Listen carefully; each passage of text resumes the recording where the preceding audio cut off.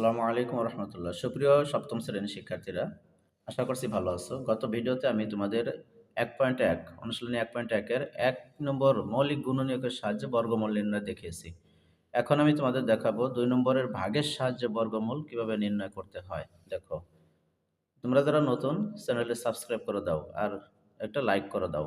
অন্যান্যদেরকে দেখার জন্য একটু শেয়ার করে দাও। দেখো, ভাগের সাহায্যে আমরা বর্গমূল নির্ণয় করব। ভাগের নিয়ম হলো, এই আমরা সংখ্যাটা আগে নিব, এরপরে আমরা একটা টান দিব।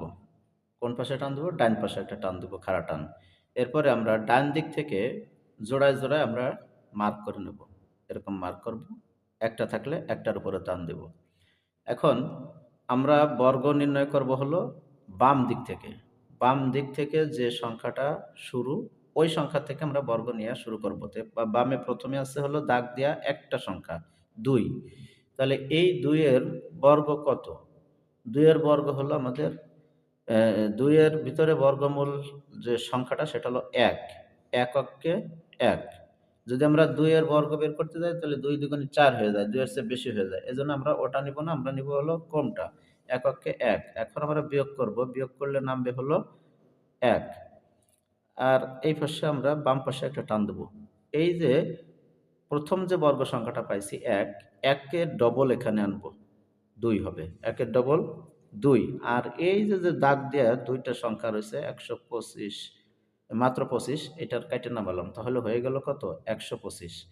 এখন এই যে ২ পাইছি, ২ এর সাথে এমন একটা সংখ্যা নিতে হবে, এখানেও থাকবে সেই সংখ্যাটা, এখানেও থাকবে। থাকার পরে যে সংখ্যাটা দেব ওই সংখ্যা দিয়েই এ দুটোকে গুণ করলে এটা হয় মিলে যাবে, নয় কাছাকাছি যাবে। এরকমের হবে, বেশি যেন না হয়।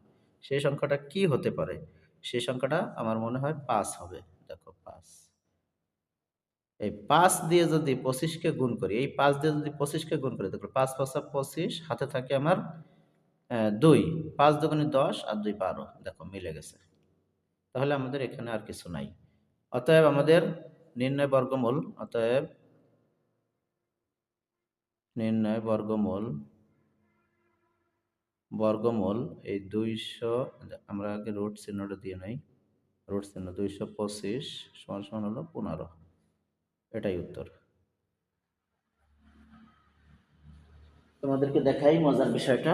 দেখো, এই যে ক্যালকুলেটরে দেখো, ২২৫ এটা দিয়ে উঠাই, যে রুটে চাপ দিলাম, দেখো ১৫ চলে আসছে। এই হলো নিয়ম। আবার ১৫ কে ১৫ দিয়ে গুণ দিলেও ২২৫ হবে। এবার আমরা দেখব খ নাম্বার। খ নাম্বারে আছে ৯৬১। এটাকে আমরা ওই ভাগ প্রক্রিয়া যদি নিয়ে আসি তাহলে দেখো কি দাঁড়াবে। এই যে ভাগ প্রক্রিয়ায় টান দিলাম, প্রথম ২টা তারপরে একটা। তা এই ৯ এর মধ্যে বর্গমূল সংখ্যা হলো ৩। ৩ তিরিকে ৯। এখন আমি কি করব? এই ৬১ কেটে নামাবো। ৬১ কেটে নামাই। এরপরে আমি এই পাশে একটা টান দেই। ৩ এর ডবল এখানে ৬। ৩ এর ডবল ৬। এখন এই জায়গায় যেহেতু ৬১ আছে, তার মানে আমি এই জায়গায় ১ নিলাম, এই জায়গায় ১ নিলাম। ১ কে ৬১ দিয়ে গুণ করলে ৬১ মিলে গেল। দেখছো কত সুন্দর সহজ। তাহলে অতএব নির্ণয় বর্গমূল, অতএব নির্ণয় বর্গমূল এই ৯৬১ সমান সমান হলো ৩১। এটাই হলো বর্গমূল। এবার আমরা করব গ নাম্বার। গ নাম্বারে কত আছে? গ নাম্বার আছে ৩৯ ৬৯। ৩৯ ৬৯। এই যে টান দিলাম ৩৯ ৬৯, এখানে ২ ঘর পর পরই পাচ্ছি আমরা। দেখো, ৬৯ ৩৯। আমরা প্রথম হলো ৩৯ এর মধ্যে যে বর্গ সংখ্যাটা আছে সেটা বের করব। ৭ ৭ তো ৪৯ হয়, ৮ ৮ ৬৪ হয়। আমরা অত দূরত্বে যাব না, আমরা যাবো ৩৯। তার মানে হলো ৬ ছক ৩৬, এখানে আসবে ৬, ৬ ছক ৩৬। এখন আমরা বিয়োগ করলে নামে ৩। এখন এই ৬৯ কেটে নামাও এখানে। এই বাম পাশে একটা টান দাও। টান দেওয়ার পরে এই ৬ এর ডবল নিয়ে আসো, এই জায়গায় ১২। ৬ এর ডবল ১২ চলে আসলো। এখন এইখানে এমন একটা সংখ্যা নিতে হবে যে সংখ্যাটা ওই সংখ্যা দিয়ে গুণ করলে এটা মিলে যাবে। এই জায়গায় যেহেতু ৯ আছে, আমরা ৩ দিয়ে নিতে পারি কিনা? ৩, এই জায়গাও ৩ দিলাম। ৩ তিরিকে ৯, তিন দুগুণে ছয়, তিন অক্ষে তিন, দেখো মিলে গেছে 369। অতএব এখানেও নির্ণয় বর্গমূল ক, অতএব নির্ণয় বর্গমূল, বর্গমূল এই যে রুট চিহ্ন দিলাম, 39 69 সমান সমান হলো 63। 63 হলো বর্গমূল, এটাই উত্তর। আশা করছি বুঝতে পারছো। এবার ঘ নম্বরটা দেখাচ্ছি।